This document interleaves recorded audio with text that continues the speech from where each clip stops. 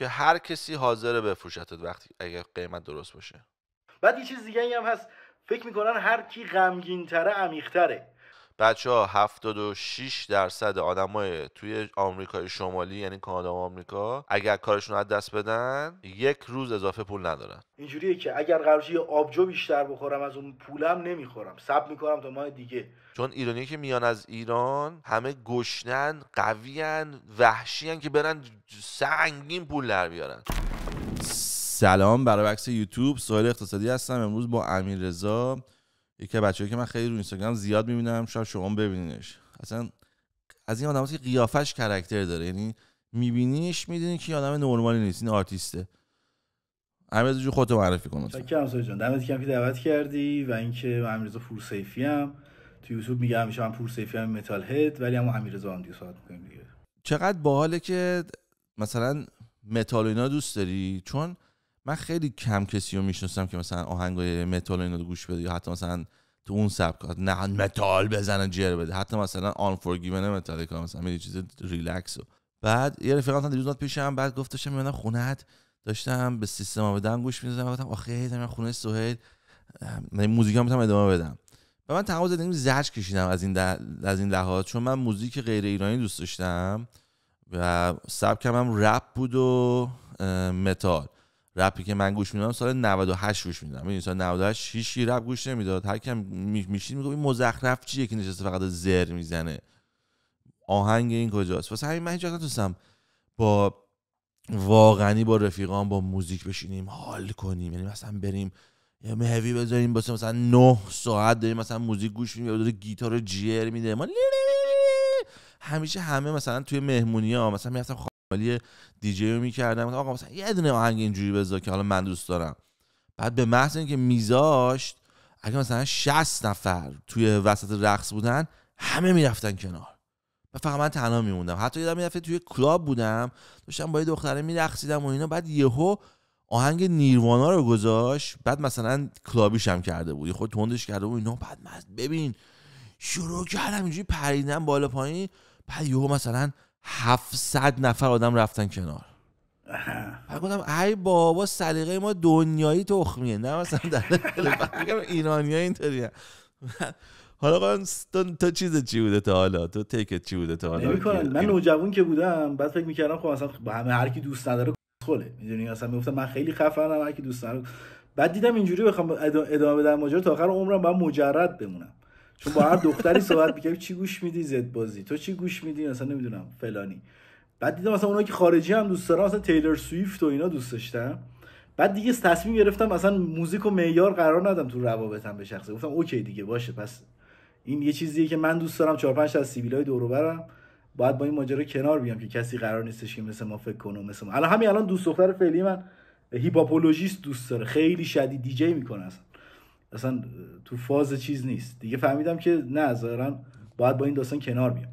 من یه آهنگ بود چندین سال پیش، یادم نمیاد سال چند، 2005 6 یه ویدیو اومد عکس آخوندا رو گذاشته بود، بعد یه گروه آلمانی قشنگ میدونی که دارم میگم یه گروه آلمانی روی آهنگ میخون، بعد عکس مثلا خمینی و اینا رو میذاشت و مثلا اتفاقات و اینا. بعد من که داشتم این عکس رو نگاه میکردم، این آهنگ خیلی خفن بود و من عاشق این آهنگ شده بودم. وبسایتش رو سیو کرده بودم تو کامپیوترم، میرفتم تو کامپیوتر میزدم این عکس میومد، این ویدیویی که مثلا راجع به حالا هر چی بود این آهنگم روش بود و من نمی‌دونستم بفهمم این آهنگ کیه. هیچ کی هم خب آهنگ هر کی میومد گفتم واسه تو این خواننده هیچ کی خواننده نمیشناخت.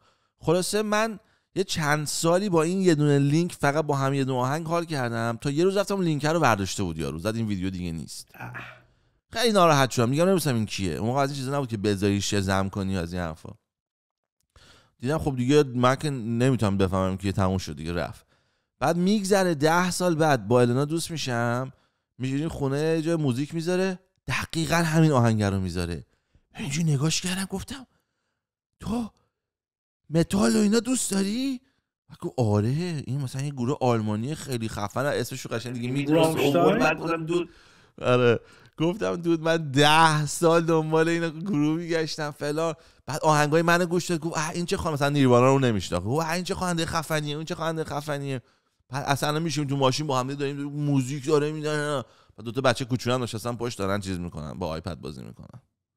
نه خیلی حال میده، اصلا یه انرژی دیگه با پارتنر خیلی حال میده. خیلی حال میده. چیزی وجود داره اینه که اصلا موزیک هایی که توی ایران خیلی مثلا بومی و ایناست، خیلی موزیکا ناله است، حتی پاپش هم خیلی ناله است، اصلا منو دپرس میکنه. مثلا سیاوش خوشی خیلی دوست دارم، ولی یه 2 دقیقه‌شو گوش میدم یعنی ناراحت میشم، واقعا ناراحت میشم. ولی اینور نه دیگه، اینور منو مثلا چیزم میکنه، بوستم میکنه، حالمو خوب میکنه، میتونم انرژی بگیرم زندگی کنم. یعنی بیشترین چیزی که منو نگه داشته تو اینه که افسردم نمیذاره افسرده بشم. یعنی واقعا من خیلی آره یه استادی بود تد تاک داشت روش صحبت میکرد، میگفتش که اگر هر روز آهنگ شاد گوش بدی باعث میشه شاد بشی، اگر هر روز آهنگ غمگین گوش بدی باعث میشه دیپرس بشی. بعد من اینو که شنیدم یهو ایران نگاه کردم گفتم پس به خاطر همین ایرانی‌ها اکثرا دیپرسن، به خاطر موزیکشونه. یعنی دنیاشون که آردی خیلی قشنگ نیست اکثریت، بعد موزیکشون هم که در واقع خلوتشونه، ریلکسیشنشونه، مدیتیشنشونه، میبرتشون تو دیپرشن.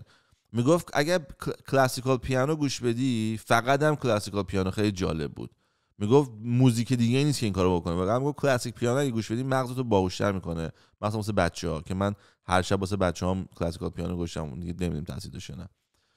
بعد ولی میگم موزیک صد آدمو صد میکنه. منم خودم گفتی سیاوش قمیشی، من با آهنگ توی تاک قد کشیده مال سیاوش قمیشی، درست میگم، من با اون آهنگ اصلا موزیکو شروع کردم و یه دونه ضبط کوچولو داشتم، 2 تا هم کاست میخورد، مامانم تو آشپزخونه کنم میدیم، من گفت آره، من تو هم گذاشتم و ویدیو این نواره رو کپی کردم و گذاشتم تو خونه، داشتم واسه تو اتاقم میخوندم توی تاک قد کشیده، اصلا 13 سالم بود.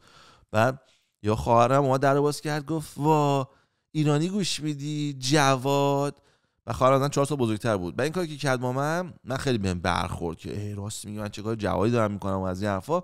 من شروع کردم فوکس کردم به آهنگایی که خب خواهرم گوش میداد، که خواهرم به قول معروف سری مثلا پسر بود که اونا هیوی متال گوش میدن، اینم خواست بگه من با حالم گوش میداد. خب حالا اینو من که اون موقع نمیفهمم، من فکر می‌کنم واقعا دوست داره، منم سویش می‌کنم به این آهنگا. بعد الان خود دریوسش هایده گوش میده، مثلا که 40 سال مرده خانوم.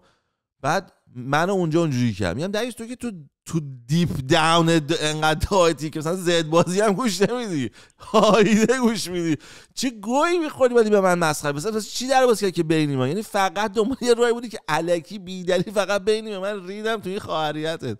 خلاصه به خاطر این کار من هیچ وقت با آهنگ ایرانی دیگه بعد از توی تاک قد کشید دیگه هیچ آهنگ ایرانی گوش ندادم و فقط هم دیگه هر کی گفتم تو داتی جوادی آهنگ خارجی بذاریم، مهمونی شد آهنگ خارجی دیگه، من اصلا زندگیم رفت خارجی. بعد هیچ وقت هیچ کسی آهنگ خارجی ایرانی دوست نداره، خودشون دوست ندارن ولی ابراز میکنن این آره مثلا فلان چیز. آره من اصلا اون داستانو تموم کردم، داداش کی شروع کرده بودی؟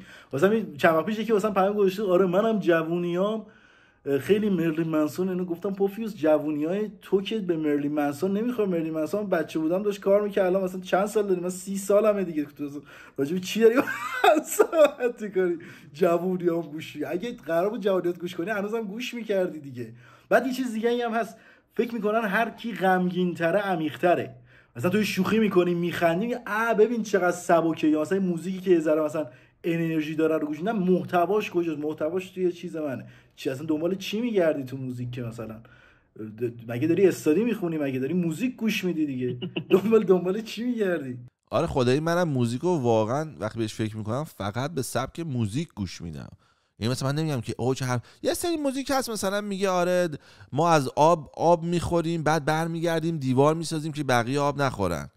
اینا یا میشنوی میگی راست میگی چرا این کارو میکنی، ولی دیگه نمیای مثلا بگی من میفهمی چی میگم.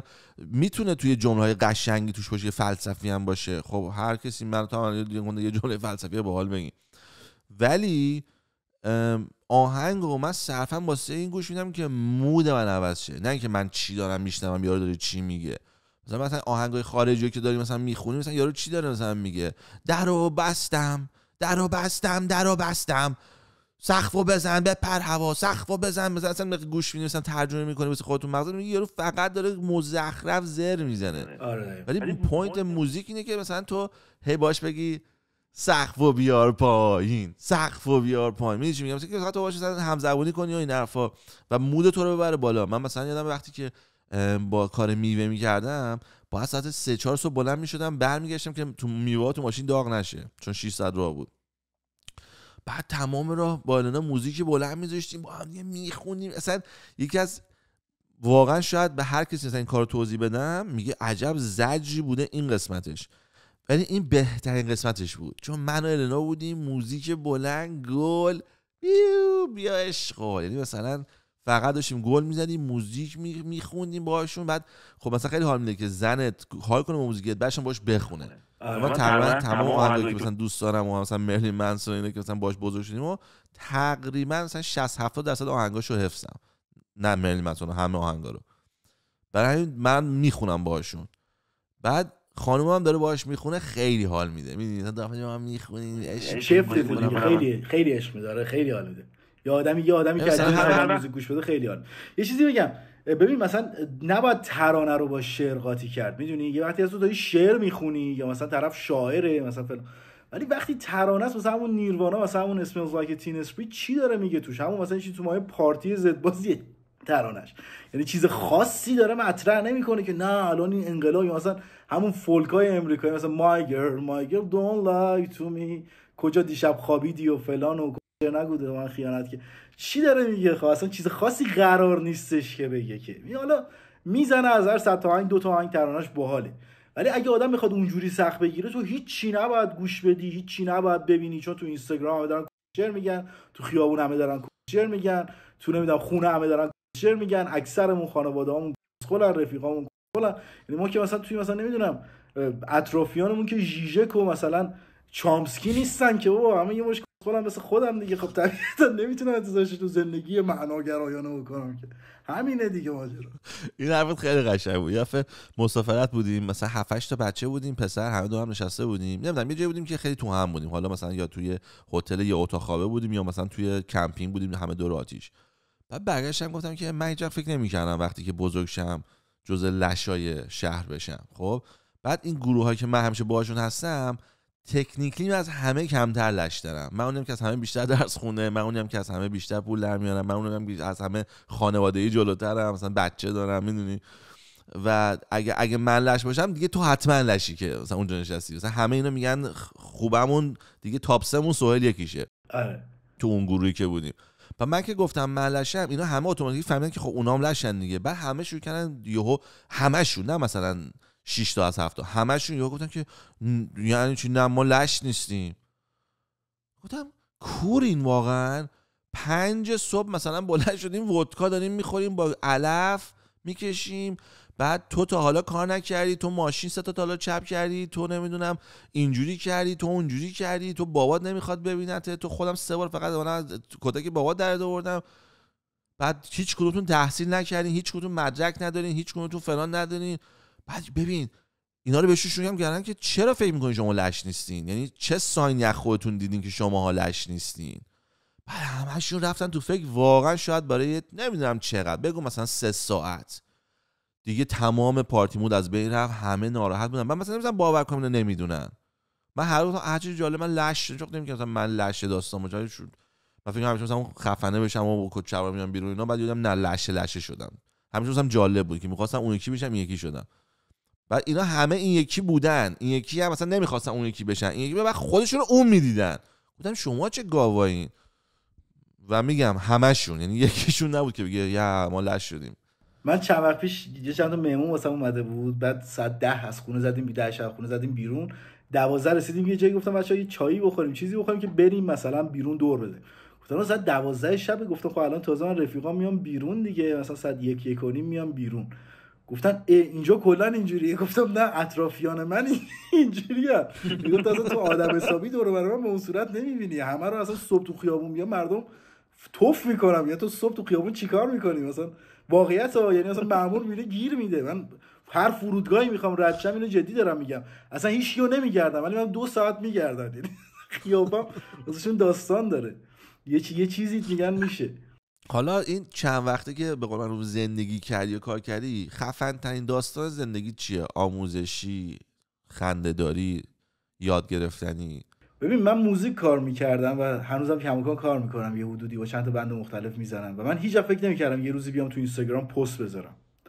یعنی اولین باری که پست گذاشتم اینجوری بودش، با 2 نفر از رفیقام نشسته بودم تو اتاق، بعد یه شعریو خیلی رندوم، یکیشون سیجل گذاشته بود آهنگ بد، خیلی رندوم ویدیومو باز کردم گفتم بچه‌ها ما متال هدا هیچ وقت رپ گوش نمی‌کنیم و خیلی رندوم اینو پستش کردم واسه مثلا 1000 نفری که مثلا فالوور من بودن.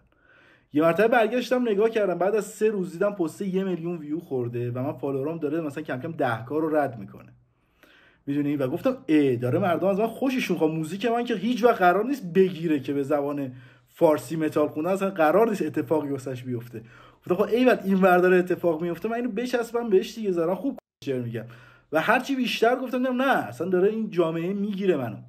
و بعد من خیلی انتظارم بالاتر از این بود از عمومیت مردمی که نمیشناختم، چون همش میگم یه گروهی دور و بر من بودن که من فکر می‌کردم خب اینا خیلی پرتن و مردم مثلا نوبلن، یه سری مثلا یه قشر آریستوکراتی اون ور است که مثلا ما نخاله‌هاشونیم.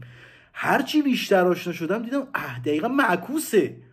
یعنی اصلا من با یه چیزای اصلا جدا شوکه کننده، اصلا چیزایی رو نمیدونن که من فکر میکردم حتما همه میدونن و این منو هر روز داره بیشتر شوکم میکنه. مثلا من اوایل مثلا یکی بهم میگفت عینکت کجه، بهم برمیخورد، الان من فوش خار مادرم میدن دیگه ناراحت نمیشم، چون میدونم مخاطبی که داره با من حرف میزنه خیلی انتظاراتم نسبت به اون چیزی که شروع کردم به شناختنش با امروز فرق میکنه. خیلی آدمای خفن زیادن ها، ولی درصدشون خیلی کمتره به نسبت اون چیزی که مثلا من فکرشو میکردم. و بعد فکر کردم فقط ایرانه. بعد هرچی بیشتر سوشال میدیا، من از اینستاگرام بدم میومد، یعنی اینجوری بودم که مثلا اینا کیان چی دارن میگن. بعد هرچی بیشتر گذشت مثلا یه سری ایتالیایی هستن میگن اپروفد، نمیدونم ماکارونیو میشکنن تو یوتیوب شو، مثلا اینا رو دیدم، نمیدونم اون پسر خبیر رو دیدم، اینو پسر چقدر دنیای ما چقدر سخت میگرفتم زندگی رو، چقدر اصلا فکر می‌کردم ماجرای خیلی داره بهم خوش میگذره. یعنی از وقتی شروع کردم به اینکه کار کنم تو سوشال مدیا اصلا خیلی داره به من خوش میگذره. من قبلا خیلی به خودم سخت میگرفتم و این میشه گفت زیباترین اتفاق زندگیمه. الان خیلی راحت همه جا میرم، خیلی بیشتر راحتم با اینکه با آدما معاشرت کنم. قبلا میترسیدم، میگفتم نه الان اینا منو میخورنم، دیدم نه اصلا کاملا معکوس بازی، انگار اون اگریسیو ماجرا، اون وحشی ماجرا منم. اینا خیلی خوبن، اینا خیلی مهربونن. میدونی چی میگم؟ به نظرت تو، من اینو نمیدونم چه جوری بفهمم، داشتم با حرف میزنم گفتم من هیچ احساسی نمیکنم که من مثلا تو دنیای معروفیت هستم. گفت چه اتفاقی باید بیفته که فکر کنی معروفی؟ این خیلی برام جالب بود، جواب نداشتم. تو کی فهمیدی معروفی؟ چی شد که فهمیدی معروفی؟ من هنوز فکر نمی‌کنم اونقدر رو مثلا خیلی من نمیشناسن، ولی من چون جایی که دارم زندگی می‌کنم ایرانی تقریبا توش زیاد میاد، یعنی ایرانی خیلی زندگی نمی‌کنه ولی خیلی زیاد میاد و بیرون میرم. مثلا دیروز رفتم یه جایی، یه باری، بعد یهو که اومد دیدم 2 نفر دارن بغل میکنن و من فکر کردم رفیقای یکی دیگر رفیقامونن. بعد گفتم آچا اینا میشناسی؟ گفت نه. بعد یه پسر پیرن نارنجی پوشیده داشت میرقصید، رفتم کشیدمش دوست من از کجا میشناسی؟ گفت اینستاگرام تو دارم. گفتم نه. گفت به خدا. گفتم آفرین به من، دست در نکنه. نمیدونستم اینجوریه، میدونی؟ مثلا یه سری رفتم دیدم داشتیم خرید میکردیم، پسر خالم اینا اومدن پیشم، بعد یکی اون میشه باید عکس بگیرم. گفتم من چه گویم واسه چی میخوام عکس بگیری؟ برای چیه؟ میدونی؟ آره. ولی خب هنوز اونقدرا نیست، یعنی مثلا هنوز من جایی که میرم خیلی جا میرم اصلا هیچکی تخمش هم نیستش که اصلا داستان چی نگاه میکنن، مثلا میگن این پسره، ولی طرف میگه اصلا شاخ نمیشه. وقتی من شاخ نشم نمیاد جلو. آره اون نگاه خیلی معروفه. این نگاه هستش اینه، اون نگاه یعنی او اینه ولی کارش این. بعد من میگم خب مثلا من لبخند میزنم از دور، بعد میرم مثلا اون رو اخ میکنم.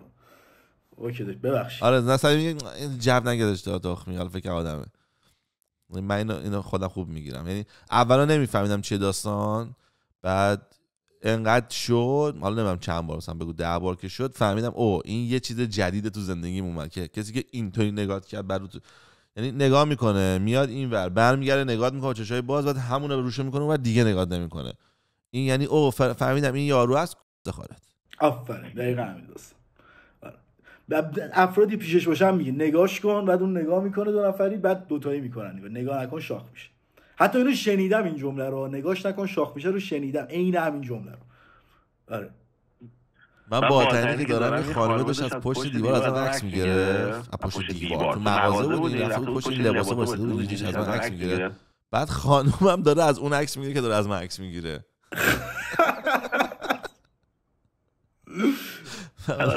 خیلی باحال بود. گفتم اسپای تو اسپای. اون همون مثلا هفته اولی که به فرمایشم اومد بیرون، بعد یهو اون مثلا 1-2 هفته من خیلی هات بودم، یعنی همه جا حرف من بود و دیدی یارو چیکار کرد. مدیوم تلویزیون اون موقع خیلی مهم بود، میدونی مردم تلویزیون نگاه میکردن. الان خیلی دیگه اونجوری نیست، ولی اون موقع اصلا کلا مثلا من و تو نمیدونم چی بودش، آکادمی موسیقی گوش میذاشت، هر کی میومد توش دیگه مثلا فیم میشد، از فرداش مثلا مهران مدیری بود واسه خودش طرف.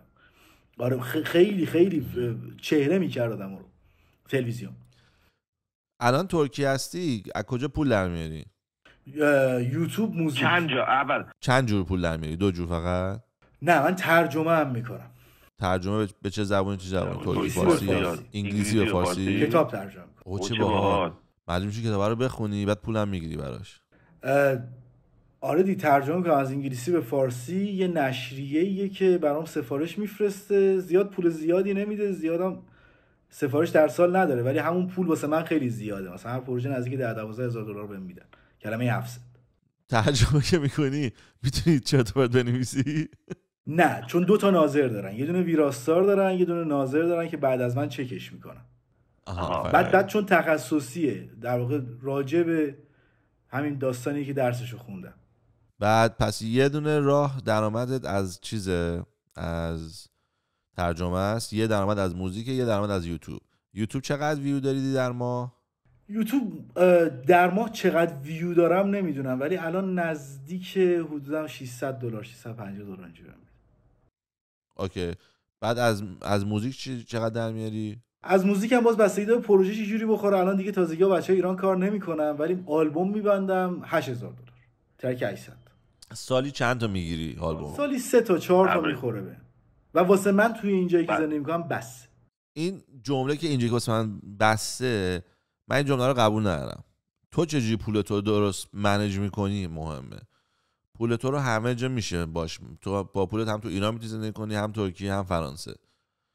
فقط خونت کوچیک بزرگ میشه، ناهارت عوض میشه، مارک نونت مثلا عوض میشه. میدونی میخوام بدونم الان چقدر برای آیندت داری میذاری کنار؟ چون من کل داستانم و این چیزی که روی یوتیوب هستم اینه که آدما رو کمک کنم. بعد من یه چیزی که خیلی بدم میومد از بچگیم اینه که چیزی رو تکرار کنم. یعنی مثلا همیشه عجیب بود که چجوری یه آدم دیوانه معلم میشه. میای هر روز زبان میگی الف ب، بعد 9 ماه بعد تمام شد دوره میگی الف ب، مغزت متوجه نمیشه یه چیزی میگی. برای همین من اصلا یه ویدیو درست کردم که بچا چریختی سعی کنیم پولدار بشیم. بعد دیگه این ویدیو الان 2 سال گذشته ازش. خب بعد من فهمیدم که آدمایی که اینو دیدن اصلا فراموشش کردن، هیچ کم داره نمیکنه. ولی اگه من بیام هر دفعه تو هر ویدیوم راجع به پول صحبت کنم، آدمایی که نگاه میکنن هر روز ریمایند میشن که حالا هر کی ما نگاه میکنه اون روز ریمایند میشه و این آدم امکان داره تو زندگیش بهتر کنه. و به خاطر همین از امروز که شما نفر اولی تصمیم گرفتم که شروع کنم سوالای مالی پرسیدن بدون استثنا با تمام گستام. این داستانش اینه، چون فکر کنم هر دفعه آدم‌ها بشنون هم به خودشون میاد، هم همه دوست دارن بدونن طرف بقیه چقدر پول در میاره. من همیشه فضولیم بود، فکر میکنم بقیه هم دوست دارن. اینجا قانونه که نمیتونی سر کار به همکارت بگی چقدر پول در میاری، پس نشون میده اینجا انقدر دوستان که قانون براش گذاشتن. البته من همیشه میگفتم برو بابا به ما میگم نگی که ما اسکل ببینیم چقدر در میاری، انقدر چرا این پوله تو از کجا فهمیدم؟ دیدم. ولی حالا خب شما از این پولی که در میاری چقدرشو میذاری کنار واسه آینده اینوستمنت و چقدرشو چپولی میکنی؟ ببین من یه چیزی رو تجربه کردم، اون این بودش که یه تاریخی از زندگیم هر چی در میآوردم و خرج میکردم. بعد یه جایی به این نتیجه رسیدم که خب من مثلا اگر یه ماه کار نکنم یا حالم بد بشه یا هر چیز دیگه هیچی ندارم که بخورم. یعنی واقعا این مسئله رو تجربهش کردم. بین حرفت بچه‌ها 76% آدمای توی آمریکای شمالی یعنی کانادا و آمریکا دقیقاً تو همین استیتن. اگر کارشون رو از دست بدن 1 روز اضافه پول ندارن. یعنی دقیقاً اون روزی که پولشون از دست میدن دیگه پول ندارن. ببخشید ادامه بده. شروع کردم پول جمع کردن. من بابام بهم گفتش که سعی کن همیشه به اندازه 1 سال خرج زندگیت پول جمع کنی. یه ذره تایت‌تر، یه ذره تنگ‌تر کردم زندگیمو و شروع کردم به پول جمع کردن. پولم رسید به یه استیج مثلا نسبتا خوبی در اون دوران. مثلا نزدیک 20-25 هزار تا داشتم که 20-25 هزار تا رو رفتم یه حرکت باحالی بکنم که پولمو بیشتر کنم، شرایطمو بهتر کنم، همه‌شو از دست دادم و شدم صفر شدن من مماس شد با اینکه من اینستاگرامم داشت بازدید میگرفت. اوکی، و تازه داشت اینستاگرام مثلا شروع میشد، سوشال مدیا داشت مثلا شروع میشد، یوتیوب هم شروع کردمش. حالا هنوز درآمدی به اون صورت به من نمیداد و من تصمیم گرفتم درآمدم خرجم رو لاک کنم رو $450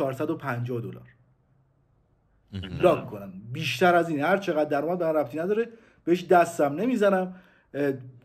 چونم میترسیدم دیگه از اون حرکتایی که قبلا کرده بودم بکنم. گفتم نه طلا میخرم نه تو بورس میذارم، هیچ غلطی باهاش نمیکنم، همشو میذارم واسه چی؟ میذارم دلار میکنم، میذارم کنار نگه داشته باشم، حالا اگر روزی خواستم کاری بکنم اون حرکتو بزنم. که این جریان گذشت. یه سری تجهیزات خریدم چند وقت پیش، $5-6 هزار تجهیزات خریدم و کماکان همونو لاک کردم. یعنی من حتی اینجوریه که اگر قراره یه آبجو بیشتر بخورم از اون پولم نمیخورم، صبر میکنم تا ماه دیگه، میگم من الان نمیخورم. بعد میگن تو اینجوری زندگی نمیکنی، که میگم نه اینجوری خیالم راحته، خیلی زندگی کردن واسه مهم نیست. آره آقا من اینو نمیفهمم. آدما که این حرکت آدما میبینن به جای اینکه تشویقت کنن یا حداقل خفه شن ازت یاد بگیرن، میان باهات صحبت میکنن که کار تو اشتباهه. بعد میان منطق تخمی چیه که کار من اشتباهه؟ آره. مثلا دیشب یک از رفیقام اومد دیروز زنگ زد که سوال من میام اونجا. گفتم که اوکی. بعد گفت میخوام غذا بگیرم. چی بگیرم که ما هم بخوریم؟ گفتم ببین یخچال ما خدایی پره، منم 5 روز دیگه دارم میرم مسافرت، واسه همین میخوام خالی کنم یخچالو، میخوام چیزی نمونه توش، بیا همین چیزی میخوریم دیگه. بعد گفت اوکی قطع کرد. بعد دوباره زنگ زد گفت ببین من میخوام چیزی بگیرم دیگه، بگم چی بگیرم. گفتم بابا دیوونه، بیا چیزی هست این چیزی میخوریم بیا. حالا خارج از صحبت بنده خدا من هیچ چیزی تو خونه نبود، گوشتم و شکلات خورد، خاک بر سرم. و النا گفتم چیزی داریم؟ گفت فلان چیزو داریم. بهش گفتم میخوری؟ گفت نه. یعنی گفتم اگه میخوای بخوری بگو، نگفت دیگه. حتی تعارف کردم، منم فهمیدم ولی یعنی اشتباه من بودی، خلاص حال کاری. بعد این بنده خودم گوشتمون، ولی در صورت اومد اینجا دیگه چای خورد و شکلات خورد و نمیدونم یه دونه شیک النا بهش داد و میوه خورد و از این حرفا دیگه، حداقل رفع کتی کرد. غذای درست نخورد ولی رفع کتی حلش کرد. بعد من تمام چیزم این بود که بهش گفتم که ببین الان تو می‌خواستی بری غذا بگیری بس $40 پول میدی دیگه. بعد گفت آره. گفتم خب الان $40 بده تو حساب پس اندازه. بعد خندید گفت من حساب پس انداز ندارم. مثلا $40 میخواد چیکار کنه؟ و من اصلا نمی‌تونم این مغز اینو بفهمم که آقا چرا فکر می‌کنین $40 کم پولیه. ببین من این که مردم همیشه می‌خوان بگن این واسه من پولی نیست، من نمی‌فهمم این چه ونگیه. من از کی برم $5 جیبش بردارم قرنه میزنه؟ شاید حتی هیچی هم نگه، ولی تو مغزش نمیتونه بگه که هیچی تو زندگی من عوض نشد. سهیل دقیقاً همون شخصیتی که نه ببینه $5 برشتم میگه این چرا $5 برداشت، یارو دزده بدبخت گدای $5. میدونی چرا از پول من زد؟ حالا من بهش بگم پولمو پس بده، نه بعد مردم میگن من چیپم. هیچ آدمی تو دنیا نیست که حتی واسه $5 این چیزا تو مغزش نیاد. ولی وقتی بهش میگی $40 بده تو جیبش میگه بابا $40 چیه؟ بعد مثلا اینو من با 10 نفر تست کردم، دارم اینجا ذهن میزنم، با 10 نفر این کارو کردم باشون، میگفتم آقا فلان چیز الان اتفاق افتاد. مثلا رفیقم اومد گفت بریم بیرون، اومد دنبالم، گفتم بزن بغل با ماشین من بریم، ماشین من برقیه. گفت اوکی رفتیم بیرون. گفتم الان این دور زدیم تو $20 پول بنزین میدی دیگه. آره گفتم $20 بده حساب اینوستمنت. دوباره گفت من اینوستمنت ندارم، $20 به چه درد میخوره؟ آقا بچه جون مادرتون گوش بدین. من تو زندگی موقعیتی بودم که ماهی $300,000 پول در می آوردم. این یه چیزیه که 99% آدما تو کره زمین هیچ وقت تو زندگیشون تجربه نمیکنن. لطفا اینو بفهمین. من الان که درآمدم صفره بیشتر پول دارم تا وقتی که درآمدم بود $300,000. چون وقتی $300,000 در می آوردم، اولا اسمش $300,000، $100,000 برام جنس بخرم. $100,000 خرج آفیس بکنی، نمیدونم اینو اون بکنی فلان، 100 تاش واسط میمونه. خب پس آردی 300 تا مثلا 100 تاش میمونه. و اون 100 تا هم حالا اصلا تو کار نشده، بگو 300 تاش همش مال من. تو میتونی همه 300 تا رو بری. الان یه دونه ساعت هست $400,000، یه ساعت هست $3,000,000. پس تو میتونی بری یه ساعت بخری، پول مثلا 6 ماه تا تموم کنی، یا یه ساعت داری که الان دستم نبستم مثلا اگه ساعت داشتم. میدونی الان خب مثلا من رولکس دارم. یه دفعه یه پسره، من اپل واچ دستم بود، بعد بحث راجع به این بود، همون اپل واچ تازه اومد بود بیرون، بحث راجع به این بود که دنیای ساعت از بین رفت دیگه. هیچ کسی نباید تو دنیا ساعت بسازه به غیر از این که اپل واچ باشه یا یه ساعتی که خفن باشه تو بخواد به عنوان اینوستمنت یا مثلا شواف بخری که میخرن. مثلا یه ساعت مثلا کاسیو از بین بره دیگه، کسی نباید بره مثلا، یا مثلا سوغاچ باید از بین بره. بعد بحث راجع به اینا بود. بعد یکی بعد گفتش که نه اشتباه میگی، اگه مثلا یه نفر رولکس داشته باشه با اپل واچ، هیچ وقت اپل واچ رو تنش نمیکنه، فقط رولکس رو استفاده میکنه. بعد یکی بعد گفتش که من فکر میکنم سوال رولکس داشته باشه. بعد من گفتم که آره من دارم، و از وقتی که اپل واچ اومده اصلا دیگه یک بارم بهش فکر نکردم. بعد گفت حالا پوینت اینه وقتی یه چیزی رو نداری یه سری فکر راجبش میکنی که میگی اگه مثلا میگم آدم خوش هیکل که میبینی میگی یارو خوش هیکله، من اگه خوش هیکل بودم هر روز بلند میشدم هیکلمو نگه دارم. نه نمیکنی، توهمه که این کارو میکنی. و اینم همونه. حالا دارم بهتون میگم من از یه نفری که $100,000 پول میاد، یعنی روزی $3,000 پول دست من میومد که میتونستم آتیش بزنم زندگیم همینجوری میرفت جلو. و چون درست جمع میکردم فکر نکن جمع میکردم، درست جمع نمیکردم. الان مثلا امیررضا میدونه گفتش من استاک نمیکنم اینا، این راه اشتباه جمع کردنه. من همین کارو میکردم، هی جمع میکنم پول دیگه دلاره. گاو صندوق تو خونه داشتم همینجوری میچینم رو هم، تو بانک همینجوری پر بود، تو بانک صندوق پس انداز داشتم اونجا میذاشتم، همه جا پر کش بود. بعد یه چیزی که میشد کش رو استفاده میکنیم. بعدی کش اینه مثلا میگم یا اپورتونتی میاد فلان چیز میگم نیست، اگه اینو بخری 2 برابر میشه، همونجوری که امیررضا پولشو به فنا داد.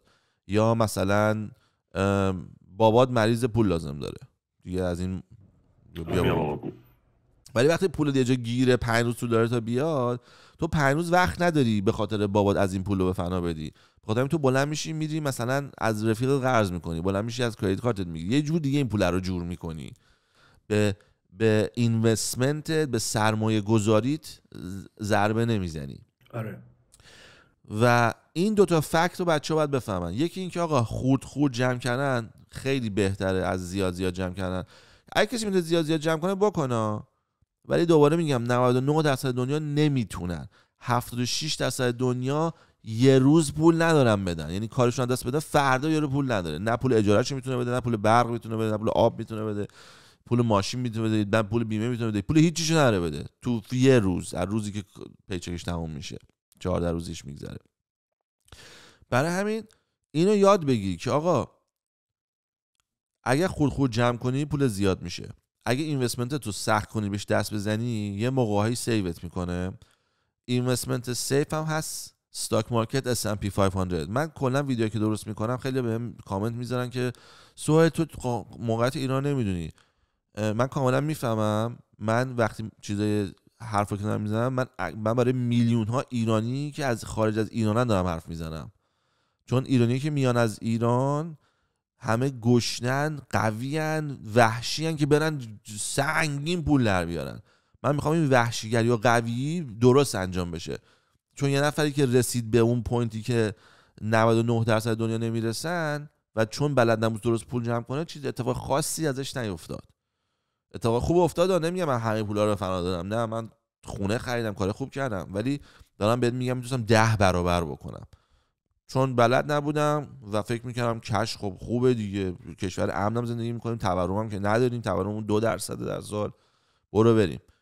ولی دارم بهت میگم دادا خورد جمع کن و هیچی مهمتر از این نیست.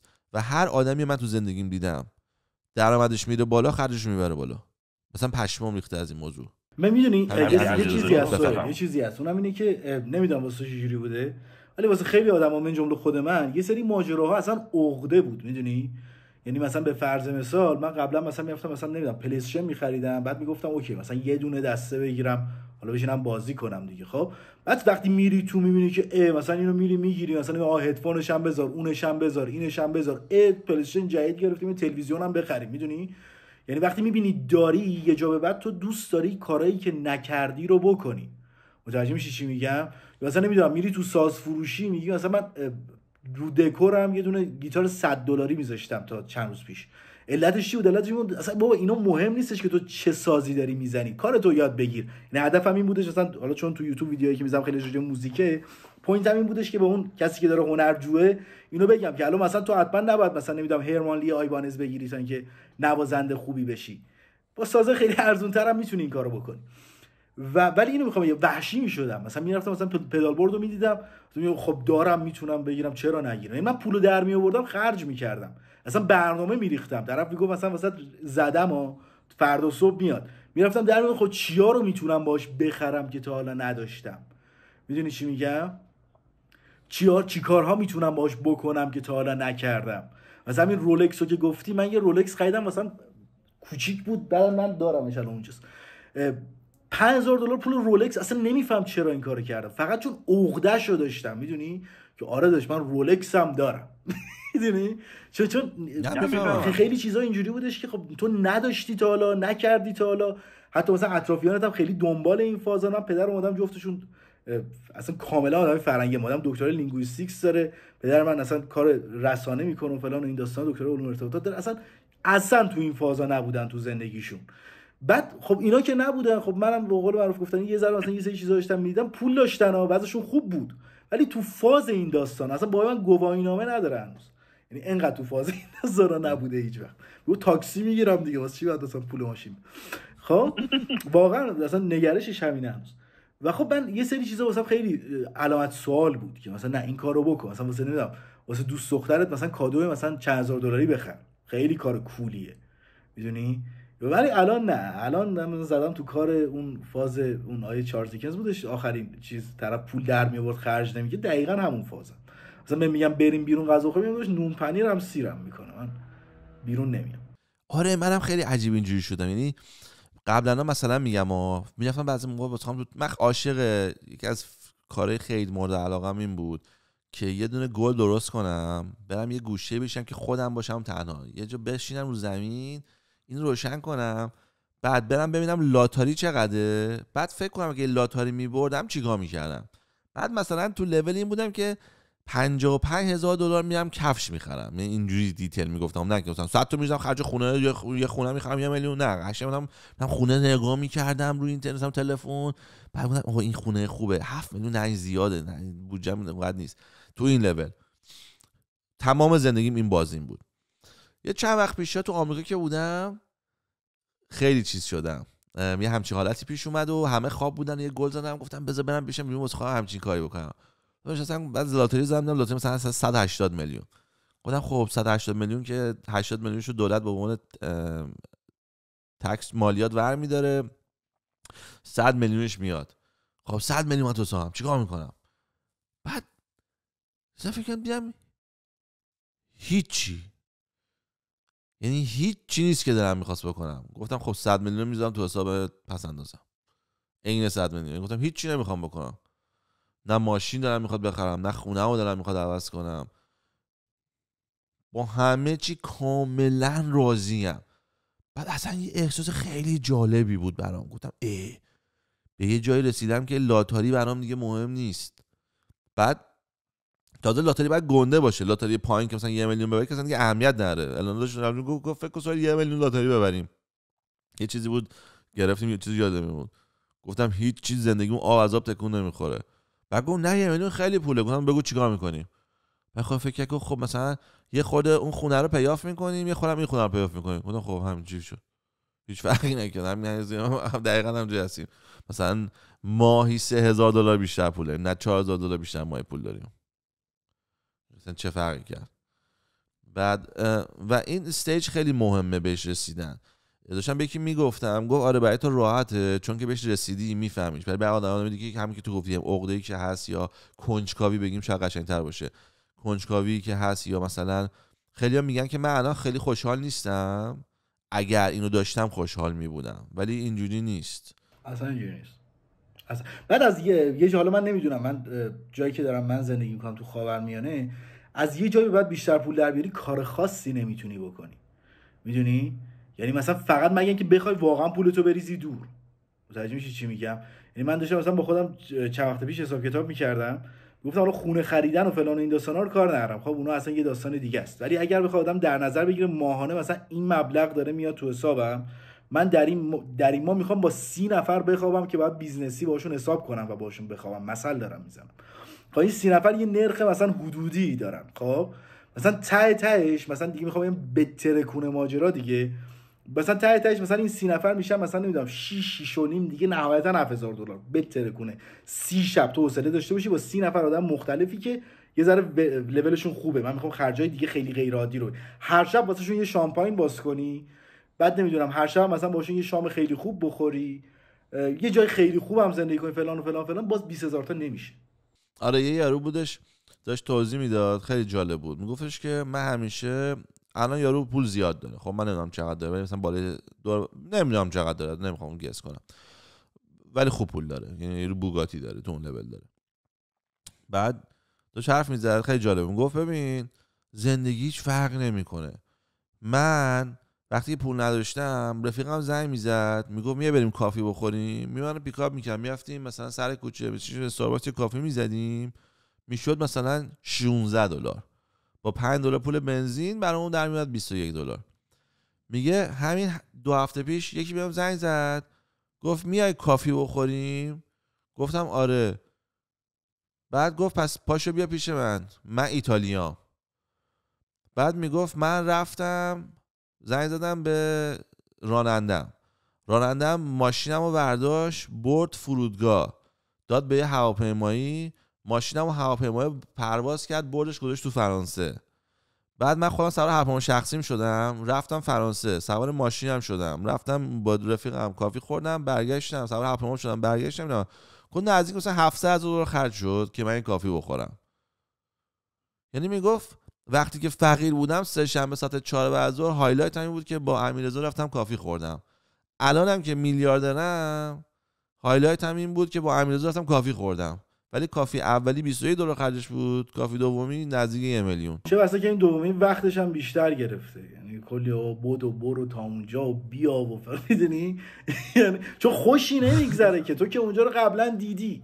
من این حرفا همیشه میزنم مثلا بریم فلان جا بریم، میگم خب چرا من قبلا رفتم اونجا، میگم خب خیلی حال میدم، میگم ندادش من بشینم واقعیت پلی‌استیشن بازی کنم خیلی بیشتر بهم حال میده. میگم تو منزوی هستی، میگم اوکیه من اصلا مشکلی ندارم که منزوی باشم، واقعا من بیشتر حال میده، میدونی بشینم نمیدونم فیلم ببینم من بیشتر حال میده، مثلا نمیدونم یه نفری بیاد پیشم مثلا بشینیم حرف بزنیم شاید خیلی بیشتر به من حال بده، مثلا پاشم برم مثلا نمیدونم فلان جا مثلا شناک، اصلا نمیخواستم، من خاک و خولشو دوست ندارم، من میشینم خونمون، میدونی قشنگ میفهمم. ببین رفته بودم خونه داییم 10-12 روز چت انداخته بودم اونجا، بعد روز آخرش هم میومدم یهو زندایی برگشت به دایم گفت خاک بر سرت کنن این سواحل هیچ جا نبردی، یه دونه نایگرا فالز میبردیش حداقل. بعد من دایم و زندایی با هم شوخیای اینجوری زیاد میکنن که مثلا میگه که واره بابا چت و پرت نگو فلان اینجوری، خب تو اون لول شوخی بامزه با هم میکنن و من فکر کنم که خب شوخی داره با هم میکنن دیگه، مثلا خاک بر سرت کنن تو که رنگ نزن. بعد دایم من یهو رفت تو چیز و اینا برگشت گفت سوال ببخشید. بعد تو راه فرودگاه داشتیم میرفتیم بعد گفت سوال دفعه دیگه که بیای ستاپ میکنم کار نمیکنم آف میگیرم میبرمت اینجا میبرم اونجا. بعد من اینجوری بودم تو من بهترین هفته زندگیمو داشتم، نشستم با تو خندیدیم فیلم نگاه کردیم غذا سفارش دادیم جایی نرفتیم ریلکس بود، نه لباس میپوشیدم نه فلان آماده میشدم، اصلا عالی بود. چی داری میگی؟ بعد من اومدم خونه تو چتر انداختم، همین که تو من خونه دادی تمومه، تو میخوای از کار جدا بشی، یعنی باعث بشم که پول کمتر تو زندگی در بیاری، بعد وقت تو بگیرم، بعد که احساس خوب کنی راجع به خودت وقتی که داری به من زج میدی. آره تو همین که هیچ کاری نکردی من حال کردم، ولی نمیتونست اینو بفهمه. چقدر نمیتونست بفهمه که چند روز پیش دوباره به من زنگ زد گفت من هنوز ناراحتم تو رو جا نبردم. میگم وا من نمیخوام جایی برم، سال دیگه بیا بگی بریم میگم نمیام. چرا نمیفهمی؟ نه سال دیگه حتما باید بریم. آقا به خدا آدمای مثل ما وجود دارن، قبول کنین. آخه واقعا کیف نمیده. یعنی واقعا که ببین یه سری چیز، من چقدر برم دیسکو پانیشر و غزلم بشتم، چقدر برم اونور چیز بشه. این یارو جنیفر لوپز با این پسر کچله خونده اسمش چی، I know you want. بابا همه جا دارن همینو میذارن. یعنی دبیش همینه، ترکیهش همینه، عمانش همینه. یعنی بس دیگه فستیوال فلانش همینه، $600 ورودی فستیوال دادم همین داشت، به خدا داشت همینو میذاشت. فقط اونور رقص دورش یه ذره بهتر بود. یعنی واقعا من میگم خب چقدر من تا کجا مثلا نمیدونم. یه سال مثلا رفتم این فلیمز، بعد گفتم بابا مثلا کنسرت فلان مثلا اوپس رو مثلا دیدم، دریم تئاتر مثلا خب چند بار برم ببینم، میدونی؟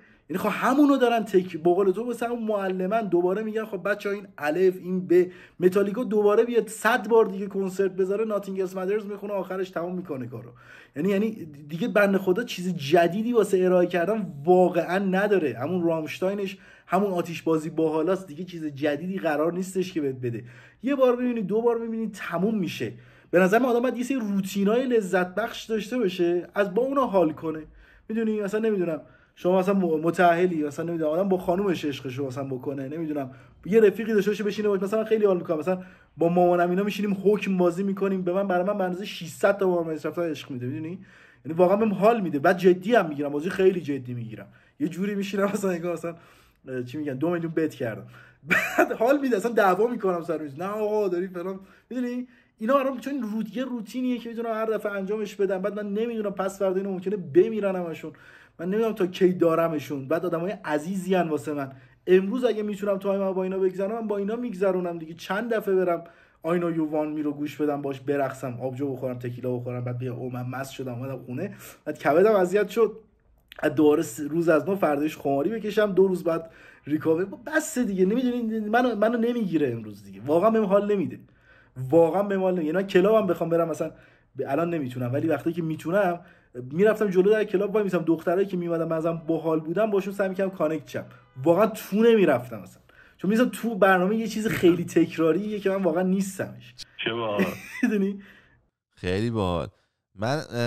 من حالا وقتی که من نه همه زندگیم، چرا من همه زندگیم دوست داشتم بیشتر تو خونه باشم. خب این پارتیونا تو خونه بود، ولی کلا خب بیرون زیاد میرفتم چون که مامان بابام اینجوری بودن، فکر می‌کردم نرمال این ریختیه. بعد برای همین فکر می‌کردم کار من غیر عادیه که من خونه رو دوست دارم.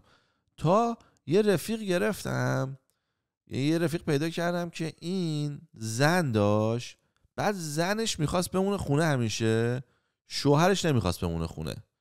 یعنی مثلا وقتی میرفتیم بیرون، مثلا یه جایی هم مثلا میرفتیم کلاب، من اینجوری بودم که واه چه گوی داریم میخوریم اینجا. بعد زنمونم بغلم مثلا میگفت واه چه گوی داریم میخوریم اینجا. بعد دوست دختر من داشت بالا پایین میپرید، شوهرمون هم داشت بالا پایین میپرید. بعد همیشه فکر می‌کردم که ببین من بابا زن این باشم، اون بابا دوست دختر من باشه. آره گفتم نگاه کن دارم هم عشق میکنن. الان این آرزوش تو خونه نشسته بود تو تخت، داشت مثلا یه دونه غذای مشتی درست کرده بود، داشتن ما مثلا ماکارونی میزدن، داشتن یه فیلم نگاه میکردن. من آرزوم اینه. این دوتا هم دارن عشق میکنن با هم دیگه الان توی این کلاب. گفتم من چرا با اینم، این چرا با اینه؟ ولی خب چون زن یارو بود، من از زن خوشم نمیومد، نمیتونستی سویچ رو بکنی، ولی میگفتم باید اونوری باشه. بعد وقتی که من با این دختر جدا شدم، تمام چیزامو گذاشتم که من یه زن مثل این پیدا کنم. آقا وقتی این یارو هستش میخواد بمونه خونه، حتما که دیگه اینجوری باشه. بعد النا اون ریختیه تو لولی که پریشب الان تولد النا. آخه مبارک. بعد مرسی. دیشب برعکس، یعنی مامانم اینا اومدن اینجا، روز قبلش مامانم اینا بچه‌ها رو بردن که ما مثلا راحت باشیم. بعد به النا گفتم که النا پاشو مثلا با هم بریم بیرون، شب تولد تو بریم یه کاری کنیم خودمون خودتیم که بچه نداریم راحتیم و اینا. گفت من خوشحال ترین جام اینه که بمونم تو خونه رو تخت اشغال کنم، نمیخوام هیچ جا بیام. اگر به خاطر منه بیا این کارو کنیم. منم از خودم. زنگ زدیم برامون خوراکی آوردن. گفت تو چی میخوای؟ گفتم نه. تو چی میخوای؟ نه. من هر چی میخوام سفارش میدم برای من و تو هم هر چی میخوام سفارش درست من و تو. غذا میدم در سورپرایز میشیم. گفت اوکی. بعد دو تا غذا سفارش یعنی انگار برای 4 نفر غذا سفارش دادیم واسه همین. قشنگ دیگه تو خونه غذا بود رو میز، ما همش بود خودمون تلویزیون نگاه، که یه دونه پریزن بریک رو نگاه نکرده بود النا، من نمیدونستم. بعد درون نگاه میکنه و تو کفمونه، منم که هیچیشو یادم نمیاد، همش واسم جالبه، داریم ما هم پریزن بریک نگاه میکنیم، اشغال کردیم. حالا اگر دوست دختر قبلی من بود یا اون تایپ آدم بود، بریم بیرون اینجا عکس بگیریم اونجا عکس بگیریم، یه دقیقه بزن بغل این درخت خوشگله. میدونی اون نمیگم دیوونن اونم خیلی باحال. یعنی من بعضی اینا رو که میبینم یه جوری عقده‌ایوار بهشون حسودی میکنم، چون میگم اگر من این کارا رو میکردم چه صحنه‌هایی من داشتم تو سوشال میدیا تو یوتیوب به بچه‌ها به نوه‌هام نشون بدم تو آینده. چون من میرم مسافر وای داستانم این خفن ترین چیزی که مثلا که منو قشنگ بفهمی. 2 تا منشن کاخ اجاره کردیم بغل هم، یکیشون 6 خوابه یکیشون 8 خوابه بزرگ، مثلا خونه هر کدومشون مثلا 5 6 میلیون دلاره اون موقع، الان مثلا 10 15 میلیون دلار. بعد اینو اجاره کردیم بغل هم، 60 نفرم رفتیم اونجا، یعنی پارتی خفن، همه اشغال 5 روز. بعد از 5 روز برگشتیم، توی فیسبوک گروپی که رفته بودیم اون کسی که مسئول بود زده بچه لطفا عکساتون رو بفرستین توی این گروپ، میخوام یه دونه درست کنم که همه عکس داشته باشن. گفتم چه ایده قشنگی. تلفنم باز کردم رفتم، یه دونه عکس دارم در یه کابینت بازه توش 3 تا نوتلاه. That's it. کل عکس من از اون 5 روزه. آره میدونی من انقدر بدم تو لحظه ها، یعنی هر چقدر خواستره کمتر من عکس دارم، چون هر چقدر خواستره عقده‌ای ام میخوام خودم حال کنم فقط. من مثلا کنسرت میرم مثلا عکس نمیگه، بعد میگم با استوری بذار میدونی چقدر مثلا این فلان میکنه، یا مثلا اجرا میذاریم بعضی تا من ویدیو عکس نمیگیرم. بعد مثلا مردم مثلا داشت اونجا یادتون رفتین داشتین ساز میزدین من فیلم گرفته بودم، دست در نکنه.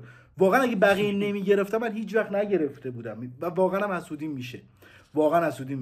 چون مثلا جای خیلی قشنگی هست، اون چیزی که داشتیم جای خیلی قشنگی هست که آدما دارن میرن و بهشون حال میده و داره بهشون خوش میگذره و من میتونم هر روز برم. میدونی من دوست دخترم دیجیه، هر شب برنامه داره، میتونم هر شب برم اونجا اصلا پیشش بشینم، مشروبم مجانی بخورم، سیگارم بکشم، برقصم. یک بار رفتم 2 بار رفتم کلا، میدونی، چون اصلا بهم واقعا بهم کیف نمیده، ولی حسودیمو میکنم مثلا میگم اخوش بالشون داره چقدر بهش خوش میگذره، میدونی اخوش بالشون ها چقدر کولن، من چقدر آدم یوبسیم، میدونی خودمو میکوبم. ولی من عاشق یوبس بودنم. من همیشه به آدم یه مثال دارم، میگم دیدی میبینین فوکای دریایی رو میبینی بغل آب خوابیدن دارن حال میکنن واسه خودشون، گفتم میبینی داره میپره، یکی داره شنا میکنه، دارن میدوئن، همشون دارن یه کاری میکنن. بعد که نگاه میکنی یهو میبینی یه سنگی چیزی از آب زده بیرون، یه 3 تاشون هستن اینجوری افتادن روی سنگا تکون. همیشه وقتی میگم ببین اون 3 تا رو میبینی، من اونم. ببین همه دارن میدونن بازی میکنن، 3 تاشون نشستن هیچ تکون نمیخورن. آقا من کرکترم اونه. آره. و یه روز در هفته همیشه گذاشتم که میخوابم، یه روزو کل روزو میخوابم، یعنی شب مثلا ساعت 3:04 من میخوابم، 3:04 میخوابم تا 12:01 که روز بعد بیدار میشم. حتی غذا نمیخورم، کلا میخوابم. بعد بهم گفته بودن شاید تو مثلا مشکل داری، برو تست خون بده. رفتم تست، گفت هیچ چیت نیست، کاملا سالمی. گفتم خب من دوست دارم ولی بخوابم. من برمیگردم رو تخت و برمیگردم میخوابم. میدونی واقعا بهم کیف میده، یعنی واقعا مثلا احساس میکنم چون یه دورانی تازه از ایران اومده بودم بیرون، یه جای کار میکردم، 18 سالم بود، هنوز 18 سالم نشده بود. یه جایی کار میکردم که اینجا من صبح ساعت 8:30 باید اونجا میبودم و زودتر، یعنی 8 باید اونجا میبودم تا 10:30 شب من اونجا بودم. بعد این روال هر روز تکرار میشد، بعضی وقتا تا ساعت 11:30-12 شب میکشید و فکر کن دوباره برمیگشتی دوباره میرفتی فرداش و این هر روز و یک روزی که از اونجا اومدم بیرون با درآمد 0، یعنی اینجوری بودش که از اونجا میمدم بیرون، درسم داشتم میخوندم، هیچی دیگه پول نداشتم، هیچی. و یک روزی رفتم اونجا، گفتم ببین اصلا من یارو منو دوستم داشت چون خیلی خوب کار میکردم، ولم نمیکرد بیام بیرون. یارو رو فوشکش کردم، گفتم من باید اینجا برم، من دارم نابود میشم. نمیفهمید، فوش دادم، گفتم این زن تو فلان، مادر تو فلان، خواهر تو فلان، نمیخوام کار کنم. و روزی که اومدم بیرون، یعنی واسه خودم دراز کشیدم و گفتم ببین من دیگه هیچ وقت صبح از خواب بلند نمیشم به هیچ بهانه‌ای. یعنی بگم صبح قراره واسه تاجگذاری کنن فردا پادشاه جهان بشی، من میگم ظهر بذار من بیام. من صبح از خواب بیدار نمیشم، نمیخوام بیدار شم، من این زندگی رو دوست ندارم. میدونی قراره تو حاضرم تو فقر زندگی کنم ولی صبح از خواب بیدار نمیشم. و قلقش رو یاد گرفتم، یعنی از اون سال به بعد هی شروع کردم. خب دیدم نه چقدر اتفاقا بیشتر میشه خونه پول در آورد، به خصوص تو کرونا. دیدم چقدر موقعیت کاریای باحالی وجود داره. یه چیز جالبی یاد گرفتم اسم دلالی اون دوران، که پروژه‌های بی ربطه به خودم رو میگرفتم. بعد من رفیقی بچه‌ای که کار هنری موارد دیگه میکنن خیلی زیاد دارم، مثلا فیلمساز، اون تدوینگر، اون گرافیست، میگفتم پروژه میگرفتم از افرادی که اسم کردم اوضاعشون خیلی خوبه. مثلا ما میگفتم چقدر میزنی؟ مثلا پسر ایران بود، مثلا میگفت نمیدونم 3500. به اون میگفتم مثلا داشت مثلا $1200 میشه، اگه اوکی بفرست. بعد میفرستاد 3500، اونو بهش 4 تومن میدادم، بقیه‌اش میذاشتم تو جیبم. مثلا چقدر حال میده، میدونی هیچ کاری هم قاعدتا دارم نمیکنم. حالا شاید به نظر اخلاقی نیاد، حالا به لحاظ چیزی بخوای بگیری، ولی من خیلی هم آدم اخلاق مداری هم نیست. و آره چون اون داره با اون پول کار میکنه راضیه، اونم داره اون پولو میده، این خدماتو میخواد راضی. و این وسط اینم یاد گرفتم، اینم خیلی به من حال داد. یعنی فهمیدم اوکی من اگه بتونم هرچی لینکامو بیشتر کنم، پروژه‌های بهتری بگیرم، از اون طرف با آرتیستای بهتری در تماس باشم، این یعنی چی؟ یعنی خوبه واسه همین. همیشه بچه‌ای که موزیسینایی که یه ذره چیزن و مثلا با من خیلی حال نمیکنن، چون معتقدم من آدم لاشخوریم، خیلی هاشون بهشون میگم میدونی علت اینکه ما با هم کار کردیم اینه که تو خوب نیستی. من بچهای خوب موزیکو همشون رو اصلا من میرم مثل افعی چیز بالا سرشون، چون میدونم اینا کلی کار میتونن بکنن که خیلی کارشون خفنه، کلی میشه ازشون پول در آورد. یعنی من کاملا به چشم موقعیت بهشون نگاه میکنم کماکان. ببین فکر کنم همه همینن، فقط کسی خواهیشو نداره بگه. فکر کنم همه آدما همینن. یعنی اونم که میگه وا این رو فقط خواست استفاده کنه، نه میخواد بره زمان کشه که دیگه موفق شه. کی میخواد این کارو کنه؟ بابا واسه بچهش به زور میکنه. یعنی چون بچه‌شو میخواد سوارش نشه تا آخر عمرش، میگه بزین آدم کنیم که به پای خوش واسه نخواد گیر ما باشه. میگم بابا داره واسه خودخواهی خودش میکنه. همین من همیشه مثلا به مردم مثلا یکی مثلا دختر چیز بود چطور بهش میگفتم و اینا، همیشه همه میگفتم بذار بزرگ شی، امیدوارم دختر داشتی، بعد دیگه از این حرفا نمیزنی. بعد من بچه دار شدم دیدم نه، من هنوزم حرفا رو میزنم، هرچند بزرگتر میشد بدتر دارم میزنم. میگم او مثلا دخترا دیدی گفتم همشون پتیانن، ببین مثلا بچه از 5 سالگی داره سایناشو داره شروع کردن نشون دادن. میدونی مثلا من فکر میکنم همه آدما دوست دارن تو توهم زندگی کنن، یعنی دوست دارن یه بزرگ شدن رو تو این میبینن که بتونن خودشون رو قایم کنن. این یعنی بزرگ شدن. این که وقتی من میگم وقتی بزرگ شدی، بچه دار شدی، خودت فهمیدی بچه چیه، دیگه حرف نمیزنی، این یعنی که تو یه روز یاد میگی خودتو سانسور کنی، تو یه روز یاد میگیری که چیزایی که تو واقعا تو دلت رو نگی. ولی من هیچ وقت یاد نگرفتم و فهمیدم همه اشتباه میگفتن، همه اشتباه میگفتن. یه سوال ازت میپرسم، خودم میخوام جواب بدم. وحشیانه ترین واقعیتی که تو زندگیت متوجه شدی اینجا چیه؟ که هر کسی حاضره بفروشتت وقتی اگه قیمت درست باشه. آره من اینو فهمیدم که اصلا کسی که داره نتیجه میگیره لزوما بهترین تو اون کاره نیست، لزوما تلاش بیشتری نکرده. میدونی یه دوره‌ای از زندگیم خیلی خودم رو سوراخ کردم، خیلی، یعنی شاید از مثلا 13 14 سالگیم تا 21 2 سالگیم مثل خر تمرین میکردم و مطالعه. یعنی یه جوری بودم که اصلا بهم میگفتن فلان چیز، میگفتم اون آره منو، و واقعا یه جا فهمیدم پسر چقدر آدما کماکان بهتر از منن و چقدر آدما چقدر تخمیان و چقدر دارن نتیجه میگیرن. یه بار ماشین گان کلیو میشناسی، دوست پسر مگان فاکس بود، یه ویدیو لایو ازش دیدم. آره یه پسر خواننده‌ای، یه ویدیو لایو ازش دیدم داشت نیروانا کاور میکرد، با یکی دیگه رفیقام نشستیم برنامه لایو هم بود. یه لحظه من به اون نگاه کردم، بعد این گفت چقدر تخمیه. گفتم اصلا نگو، میدونی یارو کیه؟ ببین الان این شب داره مگان فاکس رو میکنه، تو هالیوود هیلز داره زندگی میکنه، چند میلیون دلار تو حسابشه، کل دنیا میشناسنش، همه میخوان باش بخوابن، همه میخوان باش کانترکت ببندن و یارو انقدر تخمیه. یعنی اصلا و ابد و کوالیتی تو، کیفیت تو قرار نیستش که جایگاه تو رو نشون بده و این خیلی وحشتناکه.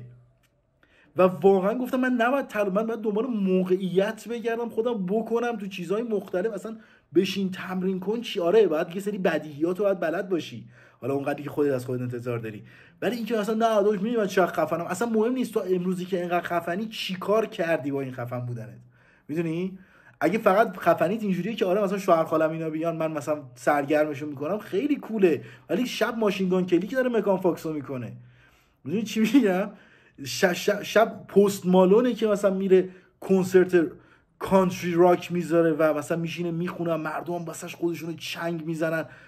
WWE کشتیگش دانلود کردم رو پلی استیشن، بعد نشستم دیدم تو بازیه پست مالون هم یکی از گزینه‌هاشه که باید پول بدی بخریش.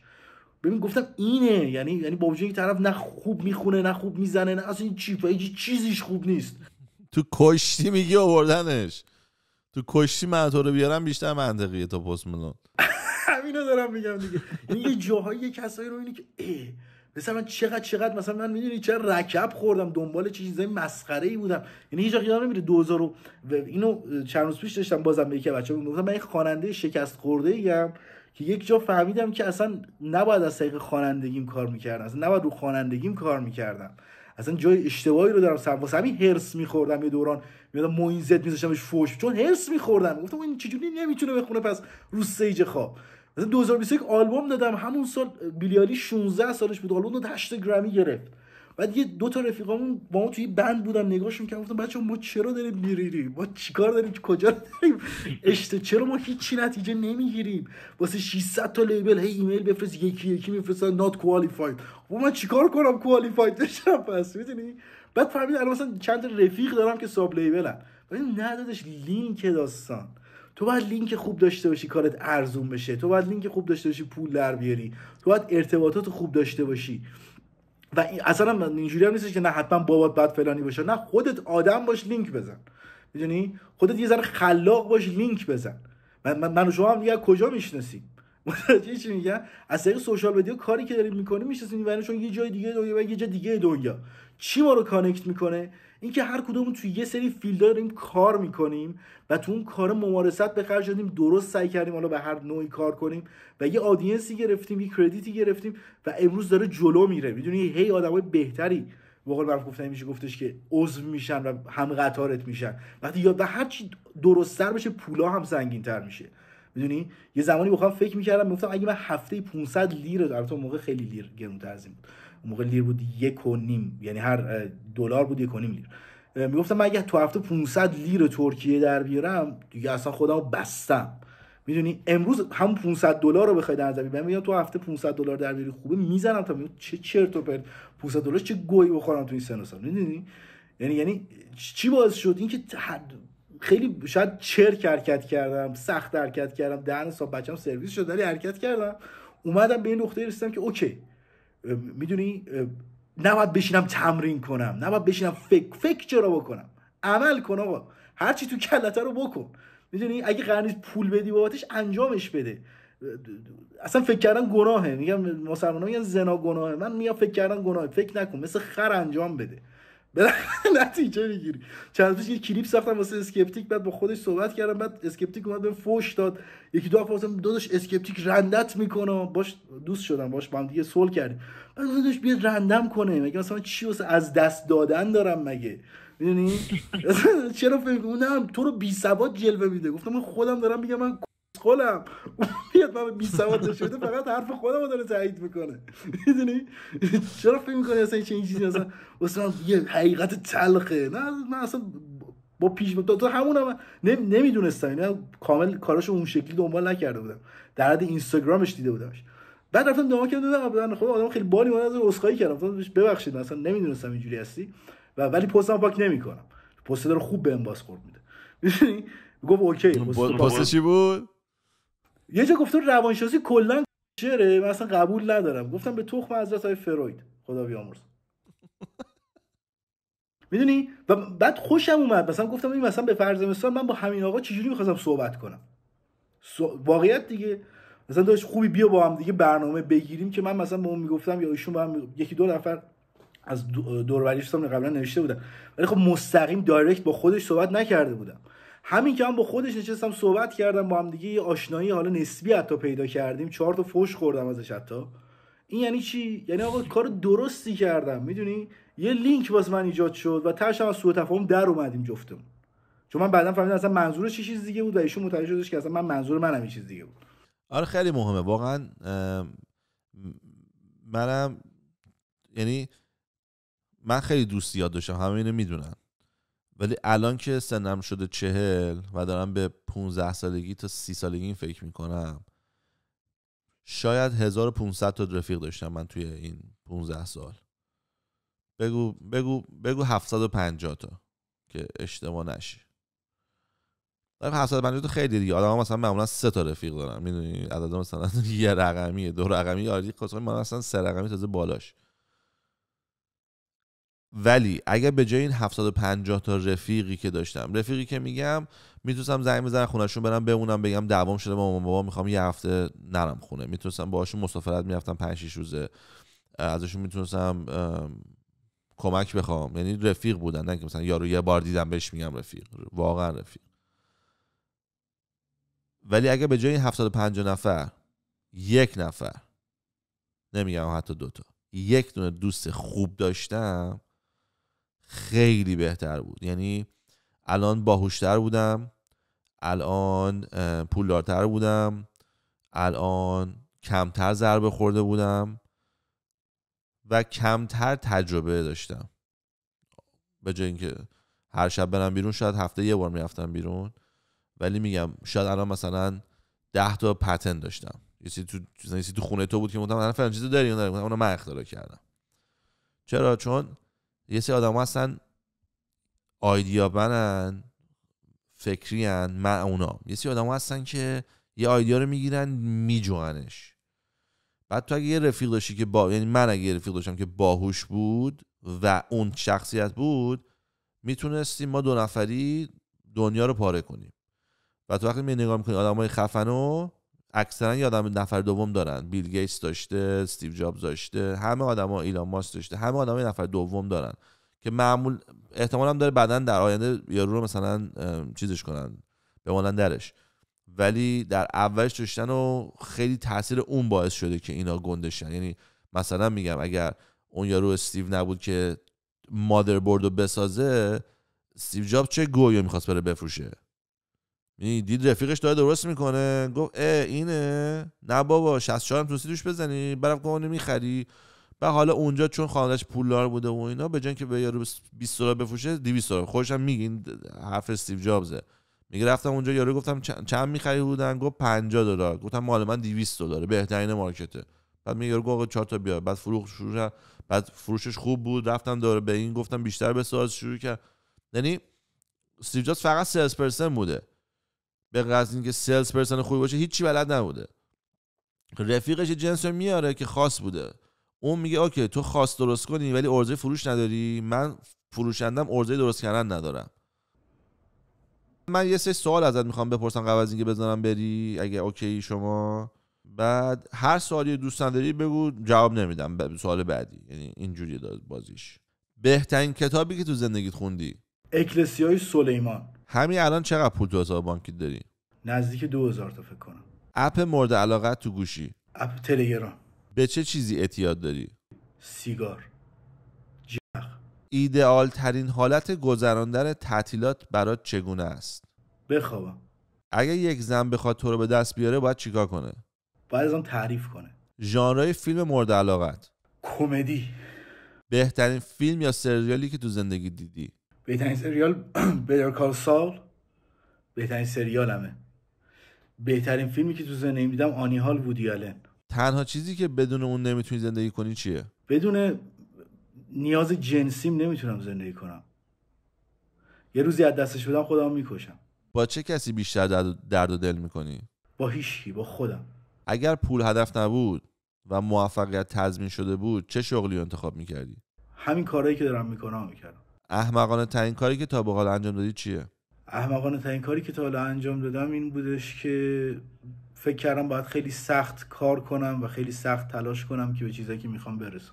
الگوت تو زندگی کیه؟ هیو هفنر. اولین بار چه زمانی عاشق شدی؟ 12 سالم بود. میخوای آخرین حرف زندگی چی باشه؟ همیشه اینو گفتم، دوستم تو 112-13 سالگی زندگی کنم و دقیقا مثل هیو هفنر رو تخت با یکی تریسام بزنم، بعد از ارضا شدنم بمیرم توی کاخی چیزی، یه جای خیلی خوب. نمیخوام حرف بزنم، همونجا ایست قلبی کنم بمیرم. غذای مورد علاقت در بچگی چی بود؟ غذا هات داگ خیلی دوست داشتم. الان چی؟ استیک. اگر میتونستی در هر جای دنیا زندگی کنی کجا رو انتخاب میکردی؟ بیورلی هیلز، لس آنجلس. دوست داشتی نواختن چه سازی بلد بودی؟ دوست داشتم خیلی نوازنده بهتری بودم تو گیتار الکتریک. خیلی بدم، خیلی افتضاح. به چه چیزت افتخار میکنی؟ به این که آدم پررو و تخصیم و از رو نمیرم. هر اتفاقی واسم بیفته مثل خر حرکت میکنم. فکر میکنی بعد از مرگ چه اتفاقی میفته؟ من اصلا به بعد از مرگ خیلی فکر نمیکنم. هرچی بیشتر فکر میکنم به این فکر میکنم که من باید خیلی بیشتر از این زندگی کنم. فقط هر چیزی که میدونم اینه، میدونی، چون هر جوری باشه رکب خوردم. یعنی حتی برم بهشتشم که همون بهشتی که هوری موری هم بازم من رکب خوردم، میدونی. اگه میتونستی یه قانون رو تو دنیا عوض کنی اون چی بود؟ آخرین سوال. مرزا رو برمی داشتم که بتونم برم لس آنجلس. آره و اگه میتونستم یک ذهنیت رو در مردم عوض کنم اینه که بابا راحت‌تر با هم دیگه بخوابید. خیلی سخت میگیرن. مرد با مرد؟ نه کلا با مردم میتونستم یه ذهنیت رو توشون عوض کنم. اینه که این قبح حس رو بردارم. خیلی یه جوری مردم روی این مسئله سخت میگیرن که اصلا تو فکر می‌کنی چه اتفاقی بابا الان این کارو بکنی 1 ساعت دیگه دوباره نیازه. یعنی انقدر این مسئله چیز. بعد خیلی از این ماجرا تو جهان ناراضی‌ام، میدونی، چون میگن آناتومی بدن یه جوری که انسان میتونه در هر روز 5 بار رابطه داشته باشه.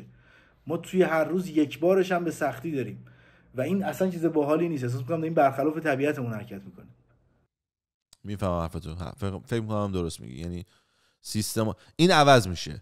یعنی تو تاریخ یه روزی می‌نویسن که مثلا از فلان سال تا فلان سال مردم فقط با یه نفر می‌خوندن، بعد همه می‌خندن. وای واقعا یه نفر؟ آره اصلا میشد دعوا میشد. نه بابا، یعنی من مطمئنم یه روز تاریخ میشه. همونجوری که مثلا الان میگی مثلا یارو بچه رو می‌آوردن می‌کشتن که مثلا بارون بیاد، یه زمانی خب منطقی بوده دیگه. آقا دمت گرم، خیلی خوشحال شدم. من قیافتو خیلی دوست دارم. هر دفعه روی اینستا می‌دیدم حال می‌کردم. مثلا میای مثلا انگار یه آدم مثلا قشنگی که اومده یه کاری بکنه. خیلی باحال حال میکنم. خواستم بهت بگم مرسی که هستی، ادامه بده و امیدوارم پادکست بعدی راجع به موفقیت بیشتر باهات صحبت کنم. مرسی که دعوتم کردی. چاکرم. دمت گرم. چاکس.